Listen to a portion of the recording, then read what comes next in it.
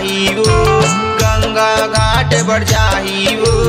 नरस्य कहाँ दिखाही वो, गंगा घाट पर जाही वो। अपन भुवन माँ माता मोर, मोला एदे रुआही वो। अपन भुवन माँ माता मोर, मोला एदे रुआही वो।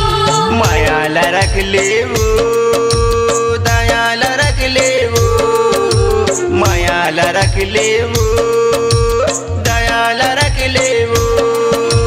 निकले तोर जमारा ए महामाई वो। निकले है तोर जवारा, हे महामाई वो।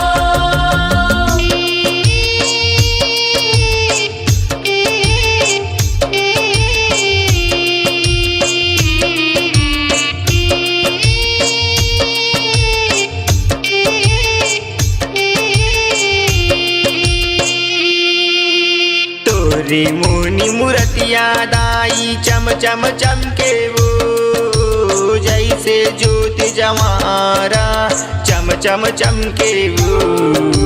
जैसे ज्योति जमारा चम चम चमके वो। जैसे ज्योत जवारा, चम चम चमके वो।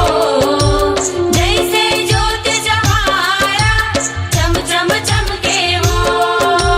पिता के बेरा होगे कौखन दाई वो, पिता के बेरा होगे कौखन दाई वो।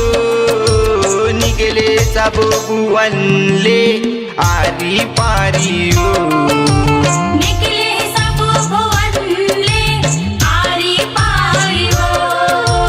आबे दाई वो, आबे दाई वो, आबे दाई वो, आबे दाई वो। सुरता हमरो करके आबे दाई वो। निकले है तोर जवारा, हे महामाई वो।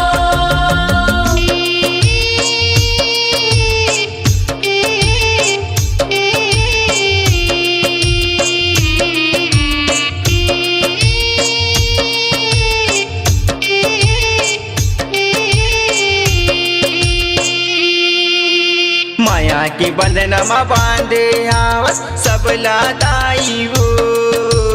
जुग जुग जिए तोर बेटी बेटा बोलत हे दाई वो। जुग जुग जिए तोर बेटी बेटा बोलत हे दाई वो। जुग जुग जिए तोर बेटी बेटा बोलत है दाई वो। जुग जुग जिए तोर बेटी बेटा बोलत है दाई वो। ना दिल्ली मोर अंगना मदाई बैठे तैहा वो। ना दिल्ली मोर अंगना मदाई बैठे तैहा वो। 10वां के दिन माँ निकलिस्ता सुनना लागे वो। 10वां दिन माँ निकलेता सुनना लागे वो। दे दे दाई वो, दे दे दाई वो, दे दे दाई वो, दे दे दाई वो। तो किन माया प्रीतला दे दे दाई वो। निकले है तोर जवारा, हे महामाई वो।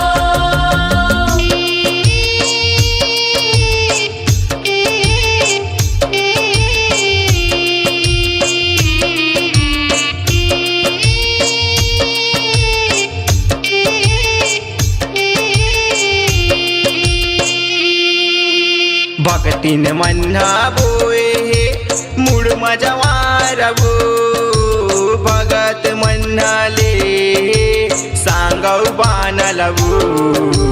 भगत मन्हा ले सांगौ बानल वो। भगत मन हाले है सांगौ बानावो। भगत मन हाले है सांगौ बानावो। सबके सहाय कर बे तैहा दाई वो। सबके सहाय कर बे तैहा दाई वो। जावत सपन घरमा तैहा दाई वो जावत सपन घरमा तैहा दाई वो प्रेम भेटला वो तोरे भेटला वो प्रेम भेटला वो तोरे भेटला वो गाय वर्गी तेला देवे सुगर सुगर वो निकले है तोर जवारा हे महामाई वो ए दाई वो ए दाई वो ए दाई वो ए दाई वो निकले तोर जमारा ए महामाई वो निकले है तोर जवारा हे महामाई वो